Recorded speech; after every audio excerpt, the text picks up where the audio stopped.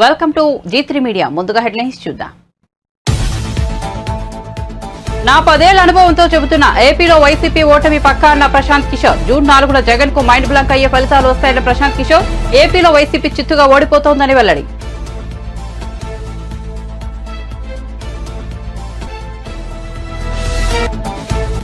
YCP నేతల్లో ఓటమి భయం, అందుకే జగన్ చిన్నపాటి ఓదార్పు యాత్ర చేపట్టారన్న బోండా ఉమా. ఇటీవల విజయవాడలో ఐపాక్ కార్యాలయాన్ని సందర్శించిన సీఎం జగన్ ఓడిపోతున్నామన్న విషయం జగన్ కు అర్థమైందన్న ఉమా.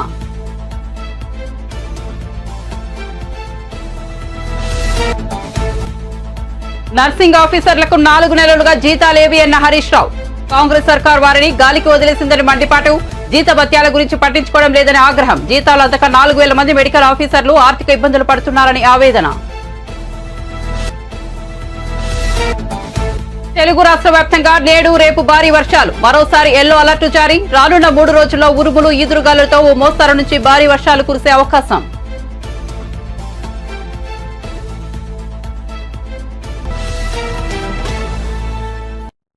ఇక వార్త వివరాల్లోకి వెళ్తే ఏపీ ఎన్నికలపై మాజీ వ్యూహకర్త ప్రశాంత్ కిషోర్ మరోసారి స్పందించారు. జూన్ 4కు జగన్ కు దిగ్భ్రాంతి కలిగించే ఫలితాలు వస్తాయని కొన్ని రోజుల కిందటే వ్యాఖ్యానించిన ప్రశాంత్ కిషోర్ తాజాగా తన వ్యాఖ్యలను పునరుద్ఘాటించారు. కౌంటింగ్ రోజు వచ్చే ఫలితాలలో జగన్ కు మైండ్ బ్లాంక్ అవుతుందని అన్నారు.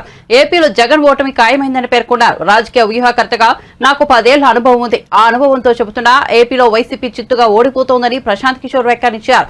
దేశంలో ఎక్కడ ఎవరు గెలుస్తారు, ఎవరు ఓడిపోతారు అనేది తాను అంచనా వేయగలనని చెప్పారు. జగన్ పార్టీ విషయంలోనూ తన అంచనాలు తప్పవని ధీమా వ్యక్తం చేశారు.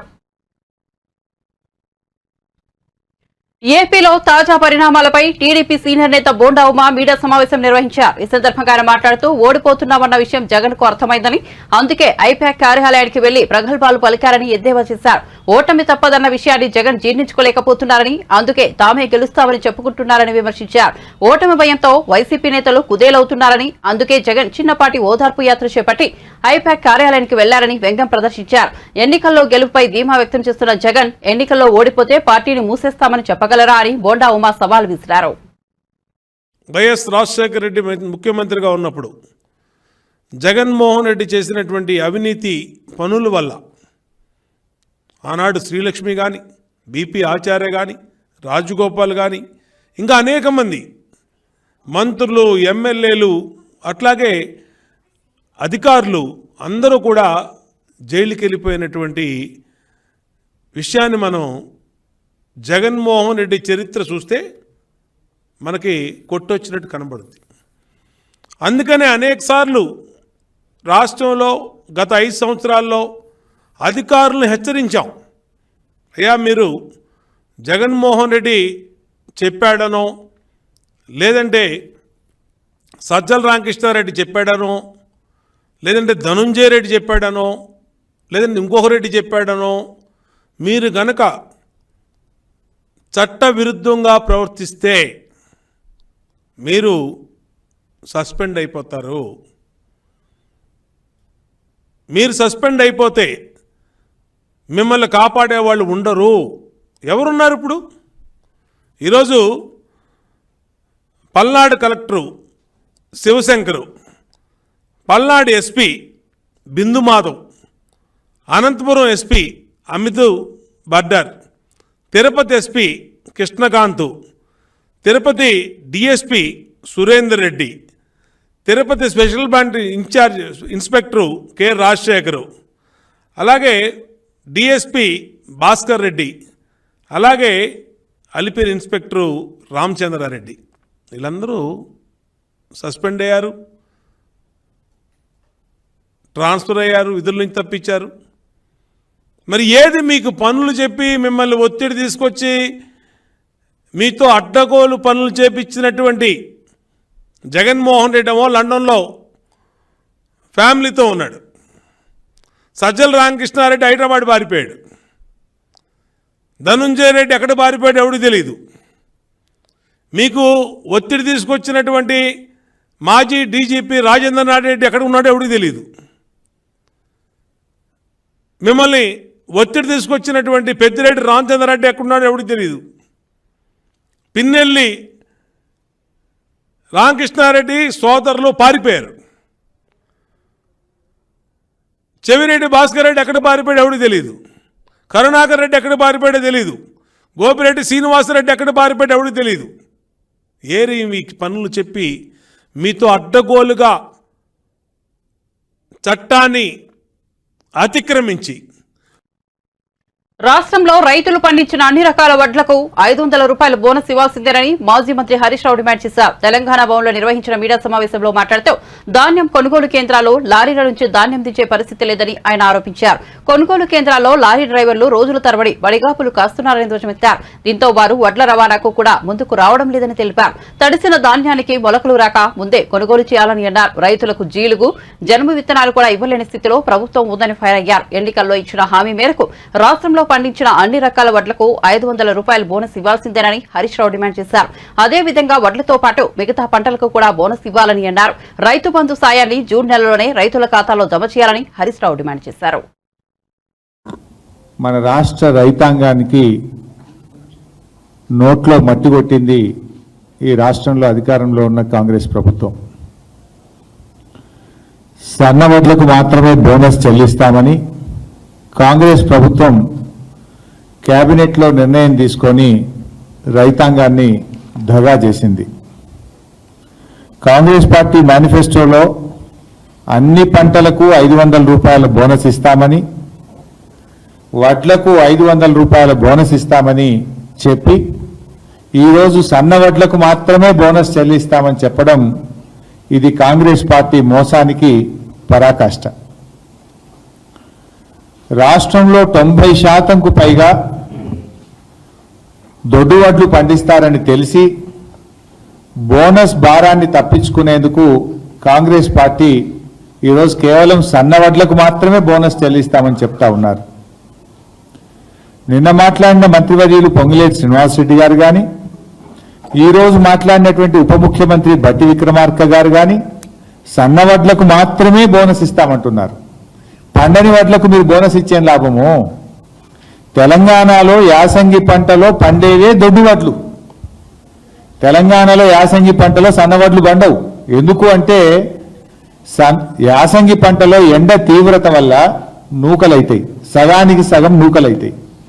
దొడ్డు వడ్లు అయితే ఏంటంటే బాయిల్డ్ రైస్గా మార్చి ఆ బాయిల్డ్ రైస్ను తినేటువంటి రాష్ట్రాలకు దాన్ని మనం పంపుతూ ఉంటాం. ఇది గత 20-30 ఏళ్లుగా మన రాష్ట్రంలో ఉన్నటువంటి ప్రాక్టీస్. యాసంగిలో పండేటియే దొడ్డు వడ్లు. ఆ దొడ్డు వడ్లను నూకలైతే కనుక బాయిల్ రైస్ చేసి కేరళ, తమిళనాడుకు FCI ద్వారా ఇతర రాష్ట్రాలకు పంపుతూ ఉంటాం. ఇలా కాంగ్రెస్ పార్టీ నోటితో నవ్వి నొసటితో వెక్కిరించినట్టుగా ఉంది. పండని వడ్లకు మీరు బోనస్ ఇస్తామనుడు ఏంది? తెలంగాణలో యాసంగిలో సన్న వడ్లు పండయి, పండేటియే దొడ్డు వడ్లు. మీరు దొడ్డు వడ్లకు బోనస్ ఇయ్యము, సన్నాలకే బోనస్ ఇస్తామంటే ఇది ఎగవెట్టుడు కాక దీన్ని ఏమంటారు? నోటితో నవ్వి నొసటితో వెక్కిరించడం కాదా? ఒక రకంగా మేము వడ్లకు బోనస్ ఇయ్యమని మీరు ఎగవెట్టుడే కదా. ఇది మోసం కాదా? ఇది దగా కాదా? రైతుల నోట్లో మట్టి కొట్టడం కాదా? ఇప్పుడు వానకాలం పండే వడ్లలో ఒక 20% మాత్రం సన్నాలు పండుతాయి. యాసంగిలో దాదాపు 99% దొడ్డే పడతాయి. పండని వడ్లకు బోనస్ ఇస్తామంటడం అంటే పండే వడ్లకు ఎగబెట్టుడే కదా. పండేదే దొడ్డు వడ్లే. ఇవాళ నిరుద్యోగ భృతి పైన మొన్న అసెంబ్లీలో మాట మార్చారు. మేము అసెంబ్లీలో కాంగ్రెస్ ప్రభుత్వాన్ని అడిగితే నిరుద్యోగ భృతి మేము ఇస్తామని ఎక్కడ మాట ఇవ్వలేదు, మేము హామీ ఇవ్వనే లేదు అని చెప్పి నిండు శాసనసభలో నిరుద్యోగ భృతిపై చేతులెత్తింది కాంగ్రెస్ ప్రభుత్వం. ఇవాళ కేబినెట్లో పంటలకు బోనస్ విషయంలో కూడా రైతాంగాన్ని మోసానికి గురి చేసింది ఇలా కాంగ్రెస్ ప్రభుత్వం. మేనిఫెస్టోలో హామీ ఇచ్చినట్లుగా బోనస్ హామీని నెరవేర్చాలని చెప్పి మేము డిమాండ్ చేస్తా ఉన్నాం. ఇలా వాళ్ళ మేనిఫెస్టోలో ఎంత స్పష్టంగా చెప్పారు? ఏపీ మంత్రి బొత్స సత్యనారాయణ మీడియాతో చిట్చాట్ నిర్వహించారు. ఈ సందర్భంగా ఆయన మాట్లాడుతూ అధికార విపక్ష నేతలు విదేశాల బాట పట్టడంపై స్పందించారు. చంద్రబాబు ఎక్కడికి వెళ్తున్నాడో చెప్పారా అని ప్రశ్నించారు. చంద్రబాబు ఎందుకు చెప్పకుండా వెళ్లారు, చెబితే వచ్చే ఇబ్బంది ఏంటి అని ఆశ్చర్యం వ్యక్తం చేశారు. పలానా ఊరు వెళ్తున్నానని చెబితే నష్టం ఏముందని అన్నారు. రాష్ట్రంలో ప్రధాన ప్రతిపక్ష నాయకుడు, రాష్ట్రంలో ప్రభుత్వాన్ని నడుపుతున్న నాయకుడు ఎక్కడికైనా వెళ్తే ఆ విషయం చెప్పాల్సిన అవసరం ఉందని బొత్స స్పష్టం చేశారు.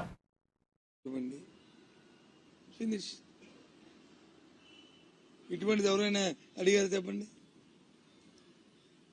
ఇంకా అడుగుతారు. ఎప్పుడు అడుగుతారు నుంచి వచ్చే ఎన్నికల్లో ఈ ట్రెండ్ వస్తుంది.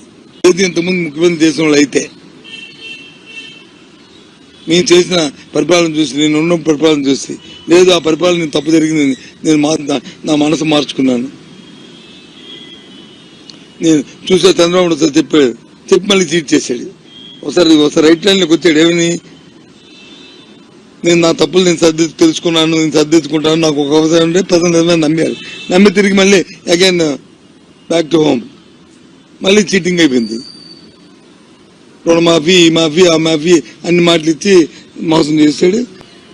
అది వాళ్ళ ఊర్లో ఉన్న గౌరవం. ఇలాంటి వ్యవస్థ ఎక్కలేదు దేశంలో. నీకు ఏ వెరిఫికేషన్ కావాలన్నా, ఏ కార్యక్రమం కావాలన్నా, లేదు ఏదైనా ప్రజలకు తెలియ చెప్పాలన్నా, లేదు ప్రజల వచ్చి ఏదైనా వాళ్ళతో చేయించాలన్నా, ఎంత వ్యవస్థ ఎక్కడ ఉంది? ఉదాహరణ మనం అది చూసాం కదా. ఇది కరోనా వచ్చినప్పుడు, మన ఆరోగ్య సురక్ష జరిగినప్పుడు అంత పెద్ద ఎత్తున జరిగింది. ఏ రకంగా ఇప్పుడు మన దగ్గర మొత్తం గ్రామాల్లో అందరి తాలూకా ప్రొఫైల్, మెడికల్ ప్రొఫైల్ మన దగ్గర ఉంది. ఎవరికి ఏ జబ్బు ఉందో, జ్వరం ఉందా, బీపీ ఉందా, షుగర్ ఉందా అని ఎప్పుడైనా అలాంటి డేటాను కలెక్ట్ చేయగలుగుతామా?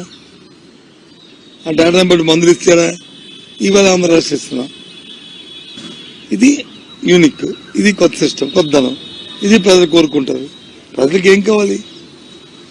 ప్రజలు ఇప్పుడు ఏం కోరుకుంటారంటే, నాకు అది నా పరిస్థితులు బాగలేవు, నాకు ప్రభుత్వం నాకు తోడ్పాటు ఉండాలా అని కోరుకున్నప్పుడు ప్రభుత్వం వచ్చి అడిగే చూడాలి. అది ప్రభుత్వం తన బాధ్యత. సమాజంలో ఎవరైతే అట్టడుగు వర్గాలు ఉన్నాయో, ఎవరైతే ప్రభుత్వం ఆధారపడి బతుకుతున్న వారు ఎవరైతే ఉన్నారో వాళ్ళ కోసం ప్రభుత్వం ఆలోచన చేయాలి. అది వాళ్ళు జగన్మోహన్ రెడ్డి గారు 5 సంవత్సరాలు చేసింది. అందుకు జగన్మోహన్ రెడ్డి అలాంటప్పుడు ఎందుకు అతను చదువుకుంటారు చెప్పండి? అది మా తాలూకా కాన్ఫిడెన్స్. అందుకు 175 చెప్పిన కారణాలు ఇవి. తెలుగుదేశం పార్టీ చెప్పానండి ఏదైనా వాళ్ళ కాన్ఫిడెన్స్ కారణాలు. ఎంతసేపు వేస్తారు మాకు జగన్మోహన్ కోపం, మా TV5 చూసేస్తారు, మా ABN చూసేస్తారు, ఈటీవీని చూసేస్తారు, లేకపోతే వాళ్ళు మాట్లాడుతున్న సాయంత్రం 7 గంటలకి జరుగుతున్న పనికి మన డిబేట్లు చూసేస్తారు అనుకుంటారు. సరే బ్రహ్మ, సరే పోనీయండి అనుకునేయండి. మినిమం 1 కోటి నుంచి 10 కోట్లు వచ్చింది ఒక్కొక్క ఊరికి. ఇంతమంది పెరగడానికి కారణం అది. లేదు ఏదో ఫ్యామిలీ ట్రిప్ వెళ్తే కొన్ని ఏ ఊర్లో ఉన్నాడు అనేది $1 మిలియన్ క్వశ్చన్. దానికి సమాధానం అడుగుదామని పిలిచాను మళ్ళీ. తెలిస్తే చెప్పండి ప్లీజ్. ఇప్పుడు కాకపోయిన తర్వాతనే ఫోన్లో మెసేజ్ పెట్టండి. మీరు డోంట్ మైండ్ ఏమనుకోవద్దు. అది ఆయన చెప్తాను, పాతి చేసుకుని తర్వాత ఇస్తాను, తర్వాత చెప్తాను. బీఆర్ఎస్ బీజేపీ నాయకులపై ఫైర్ అయ్యారు డిప్యూటీ సీఎం బట్టి విక్రమార్క. స్వార్థ రాజకీయాల కోసం రైతులను వాడుకుంటున్నారని ఫైర్ అయ్యారు. గత సర్కార్ తడిచిన వడ్లను కొనలేదని విమర్శించారు. తాము తడిచిన ధాన్యాన్ని MSP రేటుకే కొంటున్నారని తెలిపారు. 15 రోజుల ముందు నుంచి వడ్లు కొనుగోలు ప్రక్రియ ప్రారంభించామని చెప్పారు. మే 21, 2024 మంగళవారం నాడు గాంధీ భవన్ లో డిప్యూటీ సీఎం బట్టి విక్రమార్క మీడియా సమావేశం నిర్వహించారు. ఈ సందర్భంగా ఆయన మాట్లాడుతూ బీఆర్ఎస్ బీజేపీ నేతలు అడ్డుగోలుగా మాట్లాడొద్దని సూచించారు. చివరి గింజ వరకు వడ్లు కొంటామని వెల్లడించారు. గత సర్కార్ రైతులను పట్టించుకోలేదని విమర్శించారు. సన్న వడ్లకు ₹500 బోనస్తో మొదలు పెడతామని చెప్పారు. రైతుల పేరు మీద రాజకీయాలు చేయవద్దని సూచించారు. ధాన్యం కొనుగోలుపై తప్పుడు ప్రచారం మానుకోవాలని బట్టి విక్రమార్క తెలిపారు. గాలి మాటలు మాట్లాడటం కాదు, వాస్తవాలు, లెక్కలు ఇవన్నీ ఆన్ రికార్డు ఉండే. అంతేకాదు, మీరు గతంలో రోజులు తరబడి నేను ఇదే సమయంలో గత సంవత్సరం పాదయాత్రలో ఉన్నాను. ఆదిలాబాద్ నుంచి ఖమ్మం వారికి పాదయాత్ర చేస్తున్న సందర్భంలో ఈ రూట్ మొత్తం రోడ్ల మీద ధాన్యాలు పోసి అలా కుప్పలు పోసి రోజులు తరబడి ఉండే, ప్రతిరోజు ఏదో ఒక సెంటర్లో రైతు నాతో మాట్లాడుతూనే ఉండేవాడు. ఆనాటి పరిస్థితి అదైతే ఈరోజు మేము చాలా స్పష్టంగా చెప్తున్నాం. మీరు గతంలో తడిసిన ఓట్లు కొనలే, మొక్కెత్తిన ఓట్లు కొనలే. అటువంటి పరిస్థితి ఇప్పుడు లేకుండా మేము బై ఛాన్స్ ఇన్ని చర్యలు తీసుకున్నప్పుడు కూడా అకాల వర్షం సడన్గా ఏదైనా వచ్చి అక్కడ ఉన్న రైతులు అప్పటికప్పుడు ఏమైనా చేసుకోలేకపోతే తడిస్తే కూడా తడిసిన ధాన్యాన్ని కూడా ఎంఎస్పితో కొంటామని చెప్పాం. ఎక్కడా ఒక్క గింజ కూడా వదిలిపెట్టామని చెప్పాం. అది ఏ స్థాయి వరకు అంటే చివరికి మొక్కెత్తినటువంటి గింజలను కూడా, మొలకలు వచ్చినటువంటి ధాన్యాన్ని కూడా ఒక్క గింజను కూడా వదిలిపెట్టకుండా అదే ఎంఎస్పితో, ఏం రేటు తగ్గించి కాదు, అదే ఎంఎస్పితో ఈ ప్రభుత్వం కొంటదని చాలా స్పష్టంగా చెప్పాం. కొంటుంది కూడా. ఏ రైతు ఆందోళన చెందొద్దని మేము చాలా స్పష్టంగా రైతులకు చెప్తా ఉంటే, మీరు ఆ పక్కన తడుస్తూ ఉన్నాయి, రైతులు అన్యాయం అయిపోతూ ఉన్నారు అని వాళ్ళని భయపెట్టి భయభ్రాంతులు గురి చేసి ఒక రకమైనటువంటి ఒక ఉద్రిక్త వాతావరణం, రైతుల మనసుల్ని ఆందోళన చెందేటట్టుగా చేసే పరిస్థితి మంచిది కాదు. దయచేసి మీరు మీ ఆనందం కోసం రైతులను ఇబ్బంది పెట్టకండి. మేము చాలా స్పష్టంగా ఉన్నాం. ఎన్ని లక్షల మెట్రిక్ టన్నులు పండినా చివరి గింజ వరకు ఈ రాష్ట్ర ప్రభుత్వం కొంటది, తడిసినా కొంటది, మొలకలెత్తినా కూడా అదే ఎంఎస్పీ రేట్తో కొంటది. మీరు నెలల తరబడి కొన్నటువంటి ధాన్యానికి డబ్బులు ఇచ్చేవాళ్ళు కాదు. మేము కేవలం 3 రోజుల్లో రైతు అకౌంట్లోకి డబ్బులు వేస్తాం. నెలల తరబడి రైతులకు డబ్బులు ఇచ్చేవాళ్ళు కాదు. మేము 3 రోజులు రైతులు ఆ ట్రక్ షీట్ పట్టుకొని మిల్లర్ల చుట్టూ తిరుగుతూ వేసిన కాటా వేసిన ధాన్యాన్ని మా 10 కేజీలు తీశారు, లేకపోతే అది తీశారు ఇది తీశారు అని చెప్తూ వాళ్ళు డబ్బులు ఇవ్వకుండా మిల్లర్లు బయటికి పంపిస్తూ, లేకపోతే సివిల్ సప్లైస్ వాళ్ళు డబ్బులు ఇవ్వక రకరకాల ఇబ్బందులు పడేవాళ్ళు. ఇవాళ ఏ ఇబ్బంది లేదు. 3 రోజుల్లో 3 డేస్లో డబ్బులు ఇస్తాం. ఇది ఈ ప్రభుత్వం యొక్క చిత్తశుద్ధి, రైతాంగ సోదరుల కోసం, పంట పండించేటువంటి కుటుంబాలు ఆదుకోవడం కోసం చేసేటువంటి కార్యక్రమం ఇది. ఏపీ సీఎం జగన్మోహన్ రెడ్డిపై టీడీపీ నేత మాజీ మంత్రి దేవినేని ఉమామహేశ్వరరావు ఎక్స్ వేదికగా మరోసారి ధ్వజమెత్తారు. వైసీపీ 5 ఏళ్ల పాలనపై ఆయన దుమ్మెత్తిపోశారు. అస్తవ్యస్త విధానాలతో 5 ఏళ్లలో రాష్ట్రాన్ని నాశనం చేశారని దుయ్యబట్టారు. తమ భోగాల ఆస్తుల కోసం ఆస్తులు కూడగొట్టడానికి ఇష్టారాజ్యంగా అధికారాన్ని ఉపయోగించుకున్నారని మండిపడ్డారు. ప్రతిపక్ష నేతలపై పగ తీర్చుకోవడానికే ప్రభుత్వం అన్నట్టు వ్యవహరించారన్నారు. కట్టాల్సిన డబ్బులు 1500 కోటిగా కోడికత్తి డాక్టర్కి చైర్మన్గా పెట్టి ఆయన ఖర్చు పెట్టే విధంగా 1000 కోట్లు మీరు ప్రభుత్వ డబ్బుని, కేంద్ర రాష్ట్రాలు ఇచ్చిన డబ్బుని మీరు ఆ విధంగా దుర్వినియోగం చేసింది కూడా పత్రికల్లో ప్రజల్లో చర్చ జరుగుతూ ఉన్నాయి. దీనికి సమాధానం చెప్పరు. దీనికి సమాధానం చెప్పే పరిస్థితి లేదు. ఇవాళ దగ్గర ఏదైతే మీ అస్మదీయులకి మీ కోడికత్తి డాక్టర్ రికమెండ్ చేసిన నెట్వర్క్ రాష్ట్ర వ్యాప్తంగా నేడు రేపు భారీ వర్షాలు పడే అవకాశం ఉందని ఈ నేపథ్యంలో ఎల్లో అలర్ట్ జారీ చేసినట్లు హైదరాబాద్ వాతావరణ శాఖ తెలిపింది.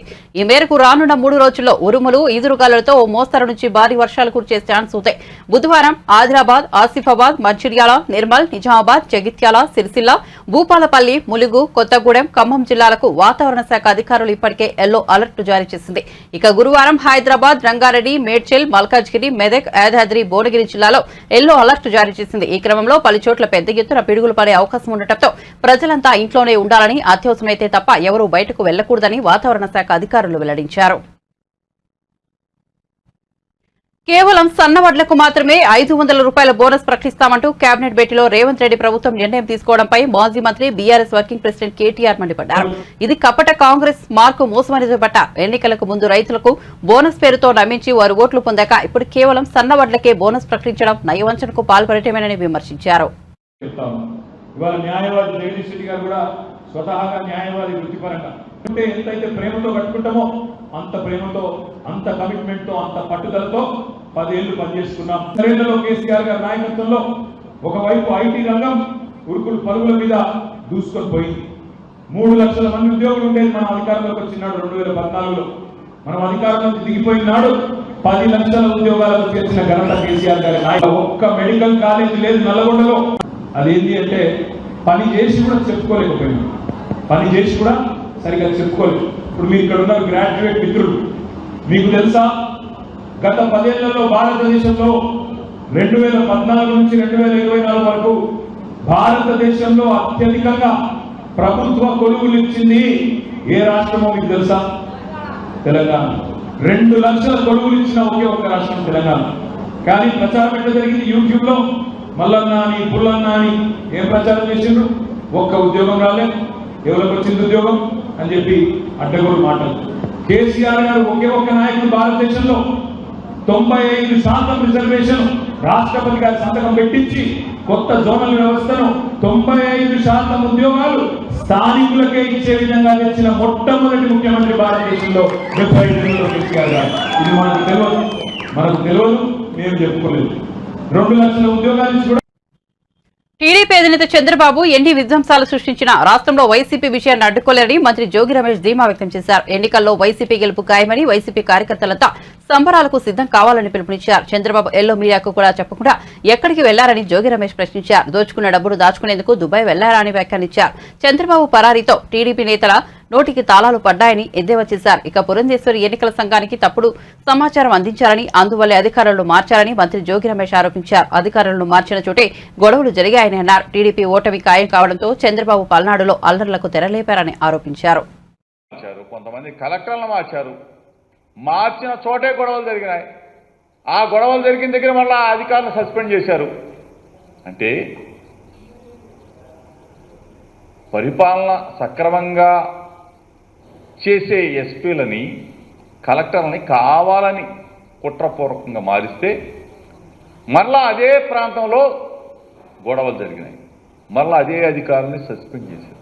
అంటే నిబద్ధతలను గాలికి వదిలేశారు, వ్యవస్థలని వాడుకున్నారు.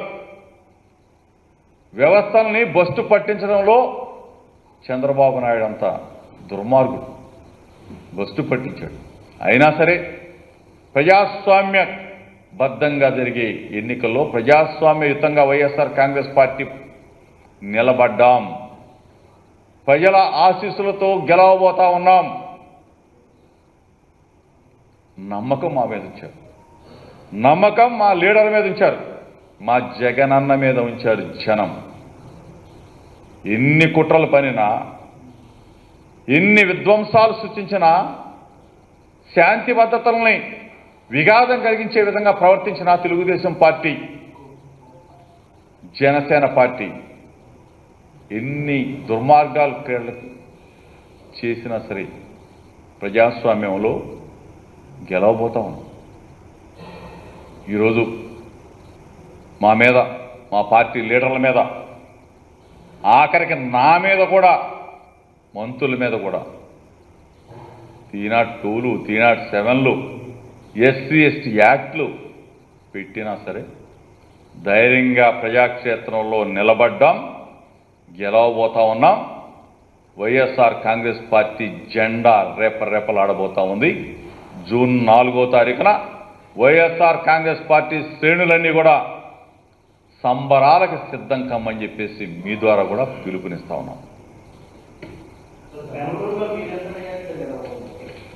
ప్రజాస్వామ్యాన్ని కూనీ చేసింది తెలుగుదేశం పార్టీ. అక్కడ అల్లర్లకి ప్రేరణ తెలుగుదేశం పార్టీ, చంద్రబాబు నాయుడే. ఆంధ్రప్రదేశ్ లో అల్లర్లకు వైఎస్ఆర్సీపీ కారణమని సిపిఐ జాతీయ కార్యదర్శి నారాయణ ఆరోపించారు. చంద్రగిరి టీడీపీ ఎమ్మెల్యే అభ్యర్థి పులివర్తి నానిపై పథకం ప్రకారమే దాడి చేశారని పేర్కొన్నారు. బాధితులకు సంబంధించిన కారులో కెమెరా ఉండటం వల్లే దాడి ఘటనలో ఆధారాలు లభించాయని తెలిపారు. ఏపీలలో ఇప్పటికే వైఎస్ఆర్సీపీకి పోలీసులు అనుకూలంగా వ్యవహరిస్తున్నారని ఆరోపించారు. అల్లర్లపై వేసిన సిట్ దర్యాప్తు కాలక్షేపానికి చేసినట్లుగా ఉందని ఎద్దేవా చేశారు. నాయకులను తప్పించి అమాయకులను అరెస్ట్ చేస్తున్నారని విమర్శించారు. ప్రయత్నించారు కానీ ఏదో ఆగింది. ఈ విధంగా ప్రశ్నించే వాళ్ళందరినీ కూడా అరెస్ట్ చేసే పని చేస్తున్నారు. ఎవరైతే వాళ్ళని సపోర్ట్ చేస్తారో వాళ్ళ రోజుకి పోరు, ఎవరైతే బీజేపీ వ్యతిరేకిస్తారో వాళ్ళని అడ్డగోలుగా బుక్ చేస్తూ ఉన్నారు. ఇప్పుడు ఎన్నికలు జరుగుతూ ఉన్నాయి. బీజేపీ బహుశా ఢిల్లీలో బీజేపీ ఎక్కడ గెలిచే అవకాశాలు లేవు. కాంగ్రెస్, ఆమ్ ఆద్మీ పార్టీ రెండు కలిసిన తర్వాత, అందులో కేజ్రీవాల్ని అరెస్ట్ చేసిన తర్వాత వచ్చిన ఇన్ఫ్లుయెన్స్ చూశాక ఎన్ మాస్గా ఢిల్లీలో ప్రజలు బీజేపీని ఓడించేందుకు సిద్ధపడుతున్నారు. రెండోది ఆంధ్రప్రదేశ్ సంబంధించి సిట్ వేశారు. అప్పుడే మేము చెప్పాం ఈ సిట్ వేస్ట్, దీనివల్ల పెద్ద ఉపయోగం ఉండదని చెప్పాం. అయినా సిట్ వేశారు. ఎలక్షన్స్ అప్పుడు నేను ప్రత్యక్షంగా చూశాను, మిగతా చాలా పేపర్లు చూశాను. ఆ రోజు తిరుపతిలో ఉన్నా నేను.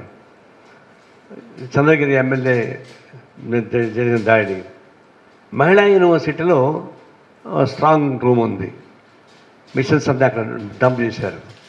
అక్కడ కెమెరాలు లేవు, పోలీస్ డిపార్ట్మెంట్ కూడా లేదు, సెషన్ లేదు. మా పార్టీ వాళ్ళు అంటే ఎన్నికల ఆఫీసర్లు మాత్రం ఉన్నారంతే, నో సెక్యూరిటీ. చివరిలో క్యాండిడేట్ వచ్చాడు, అతన్ని ఎమ్మడిస్తూ వచ్చారు, ప్లాన్ చేశారు, పథకం ప్రకారం జరిగిన దాడి. వెంటనే టీడీపీ క్యాండిడేట్ నాని పైన దాడి చేశారు. అది కూడా అట్లా స్పాంటేనియస్గా జరిగితే మనం అర్థం చేసుకోవచ్చు. ఇప్పుడు తెనాలి స్పాంటేనియస్ జరిగింది, ఎమ్మెల్యే వచ్చి వాడు కొట్టాడు, వాడు వీళ్ళు కొట్టాడు. బట్ ఇది పథకం ప్రకారం రాడ్లు, కత్తులతో పాటు సమిటి తీసుకొచ్చి అతని మీద దాడి చేశారు. అది కానీ తల మీద బట్టి ఉంటే ఆన్ స్పాట్ చనిపోయేవాడు. అది భుజం మీద పడింది కాబట్టి భుజం కీలు తొలగిపోయింది. సరే గన్మెన్ కాపాడాడు. అది కూడా ఎట్టబడింది, వాళ్ళ కారులో అంతకు ముందర కెమెరాలు పెట్టారు. ఆ కెమెరా ఎవిడెన్సే, లేకపోతే అసలు ఎవిడెన్సే ఉండేది కాదు. అంత ముందర దిగి పెట్టారు కెమెరాలు, వాళ్ళ కార్లో కెమెరాలు పెట్టడం వల్ల ఆ కెమెరా ఎవిడెన్స్ తోటి వాళ్ళు యాక్ట్ చేస్తున్నారు. అంటే దీన్ని బట్టి స్ట్రాంగ్ రూమ్ ఉన్న చోట పోలీసులు పెట్టకపోవడం, కెమెరాలు పెట్టకపోవడం, వాళ్ళు క్యాండిడేట్ కారులో నుంచి ఫోన్ చేశాడు పోలీసులకి, వాళ్ళు రాలే, 45 minutes రాలేదు. ఇది ఒక విధంగా పథకం ప్రకారం వాళ్ళు దాడి చేస్తే పోలీసులు చూసి చూడకుండా ఉన్నమాట వాస్తవం. అసలు కొంతమంది మార్చారు, ఎన్నికల కమిషన్ తర్వాత కొంతమంది మార్చారు, డీసీలు కూడా మార్చారు. కానీ మార్చే తెలంగాణ ఎక్సైజ్ శాఖ మంత్రి జూపల్లి కృష్ణారావు హైదరాబాద్ గాంధీ భవన్లో మీడియాతో మాట్లాడారు. ఈ సందర్భంగా ఆయన పక్క రాష్ట్రంలో మాదిరిగా తెలంగాణలోనూ కొత్త మద్యం బ్రాండ్లు వస్తున్నాయంటూ ఓ పత్రికలో వచ్చిన కథనంపై స్పందించారు. కొత్త మద్యం బ్రాండ్ల కోసం కొందరు ప్రభుత్వ పెద్దలు అనధికార పాలసీ రూపొందిస్తున్నట్లు వస్తున్న వార్తలు ఆధారహితమన్నారు. కొత్త మద్యం బ్రాండ్లు తీసుకొచ్చి వాటిపై భారీగా కమిషన్లు పొందాలన్నదే ఆ పెద్దల ఆలోచన అంటూ వచ్చిన కథనంలో నిజం లేదని మంత్రి జూపల్లి ఖండించారు. ఇది ఫైనాన్స్ డిపార్ట్మెంట్కి సంబంధించి ఆర్థిక పరిస్థితిని బట్టి డిపార్ట్మెంట్లకు పేమెంట్ చేస్తూ ఉంటారు. ఎక్కడ అసలు ఇంకోటి, అసలు కొత్త బ్రాండ్కి ఎవరు దరఖాస్తే పెట్టలే, కొత్త బ్రాండ్స్ను తీసుకొని రాశారు. అసలు కొత్త బ్రాండ్కి ఎవరు దరఖాస్తు పెట్టుకోలే. ప్రజాస్వామ్యంలో ఎవరికైనా రైట్ ఉంటుంది, ప్రజలకు ఏది కావాలంటే అది ఎవరు పెట్టుకుంటాడు. దాన్ని విమర్శించే వద్దనే హక్కు మాకుంటుందా? ప్రజలు ఏది కోరుకుంటే ఇన్వెంట్ చేసుకుంటారు, ఇస్తారు. ఆయన నేను వచ్చినప్పటి ఇప్పటిదాకా ఒక్క కొత్త బ్రాండ్కి ఎవరు దరఖాస్తు పెట్టలే, ఇవ్వలే కూడా. కొత్త బ్రాండ్లుగా ఆమోదిస్తుని పెట్టి రాస్తా ఉన్నారు. అంటే ఇది కేవలం కక్షపూరితంగా ప్రభుత్వ ప్రతిష్టను దిగజార్చాలి, ప్రభుత్వ ప్రతిష్టను మసకబార్చాలంటే ఆలోచన తప్ప ప్రభుత్వం పార్టీ ఆ బాకా ఊదే పత్రికకు సంబంధించిన పార్టీ, ఆ పార్టీ మనుగడనే ప్రశ్నార్థమైన సందర్భంలో ఏ విధంగా వాళ్ళ ప్రదర్శన పెంచుకోవాలంటే ఇంకోటి మీద బూరిజల్ది కార్యక్రమం చేస్తే వీళ్ళ ప్రదర్శన దిగజారిస్తే మా ప్రదర్శన పెరుగుతున్నటువంటి ఒక తప్పుడు ఆలోచనతో దుర్మార్గ ఆలోచన చేస్తున్నట్టు కార్యక్రమం తప్ప ఇంకోటి కానే కాదు. ఎక్కడ కూడా ఈ నెలలో ఇప్పటి వరకు సుమారుగా 370 కోట్లు ఈ నెలే పేమెంట్ జరిగినాయి. ఇలా డేట్ ఎంత 20, ఈ మాసంలోనే 370 కోట్లు పేమెంట్ జరిగాయి. ఎక్కడ కూడా అంటే విమర్శకు అవకాశం లేకుండానే డిపార్ట్మెంటు పూర్తి పారదర్శన నడుస్తూ ఉంది. మేమేది తప్పు చేసినట్టుగా ఒక నిమిషం. అవునమ్మా, బీర్లు దొరకకపోవడానికి కంపెనీసు పేమెంట్ ఎక్కడైనా లేట్ అయిన కారణంగా సప్లై. బులెటిన్ ముగించే ముందు హెడ్లైన్స్ మరోసారి చూద్దాం. నా 10 ఏళ్ల అనుభవంతో చెబుతున్నా ఏపీలో వైసీపీ ఓటమి పక్క అన్న ప్రశాంత్ కిషోర్. జూన్ 4న జగన్ కు మైండ్ బ్లాంక్ అయ్యే ఫలితాలు వస్తాయని వెల్లడి. ఏపీలో వైసీపీ చిత్తుగా ఓడిపోతోందని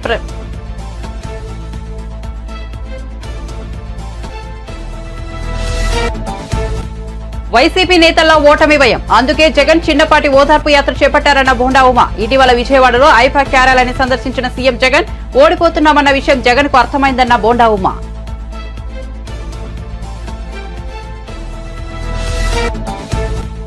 నర్సింగ్ ఆఫీసర్లకు 4 నెలలుగా జీతాలేవి అన్న హరీష్ రావు. కాంగ్రెస్ సర్కార్ వారిని గాలికి వదిలేసిందని మండిపాటు. జీతభత్యాల గురించి పట్టించుకోవడం లేదని ఆగ్రహం.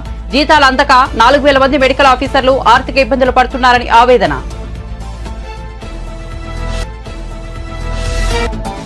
తెలుగులో రాష్ట్ర వ్యాప్తంగా నేడు రేపు భారీ వర్షాలు, మరోసారి ఎల్లో అలర్ట్ జారీ. రానున్న 3 రోజుల్లో ఉరుములు ఈదురుగాలులతో ఓ మోస్తరు నుంచి భారీ వర్షాలు కురిసే అవకాశం.